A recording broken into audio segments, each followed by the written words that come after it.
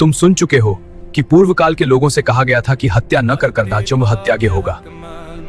परंतु मैं तुमसे यह कहता हूं कि जो कोई अपने भाई पर क्रोध करेगा वह कचहरी में दंड के योग्य होगा, और जो कोई अपने भाई को निकम्मा कहेगा वह महासभा में दंड के योग्य होगा, और जो कोई कहे अरे मूर्ख, वह नरक की आग के दंड के योग्य होगा। जब तक तू अपने मुद्दई के साथ मार्ग ही में है, उससे झटपट मेल मिलाप कर ले, कहीं ऐसा ना हो कि मुद्दई तुझे हाकिम को सौंपे और हाकिम तुझे सिपाही को सौंप दे और तू बंदी गृह में डाल दिया जाए। मैं तुमसे सच कहता हूं कि जब तक तू कौड़ी कौड़ी भर न दे तब तक वहां से छूटने न पाएगा। तुम सुन चुके हो कि कहा गया था कि व्यभिचार न करना, परंतु मैं तुमसे यह कहता हूं कि जो कोई किसी स्त्री पर कुदृष्टि डाले वह अपने मन में उससे व्यभिचार कर चुका है।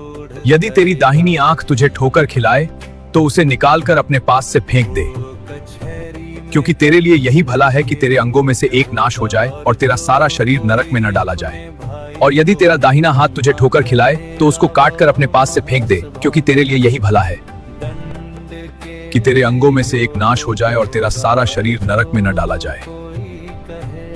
यह भी कहा गया था कि जो कोई अपनी पत्नी को त्याग दे तो उसे त्याग पत्र दे, तो वह उससे व्यभिचार करवाता है, और जो कोई उस त्यागी हुई से ब्याह करे वह व्यभिचार करता है।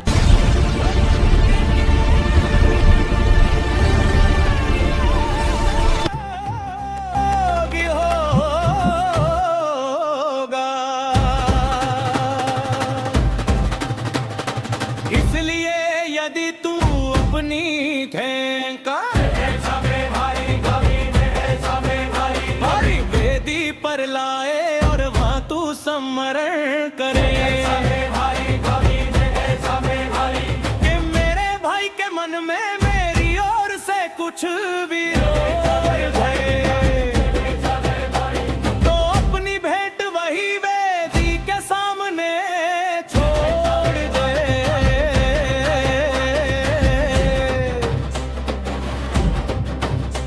और चैन पहले अपने भाई से मेल मिलाप कर, तब आकर अपनी भेंट चढ़ा। जब तक तू अपने मुद्दई के साथ मार्ग ही में है उससे झटपट मेल मिलाप कर ले, कहीं ऐसा ना हो के मुद्दई तुझे हाकिम को सौंपे और हाकिम तुझे सिपाही को सौंप दे, और तू बंदी गृह में डाल दिया जाए।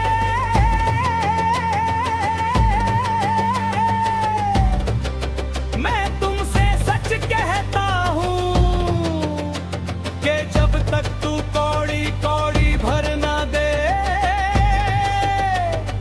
तब तक वहाँ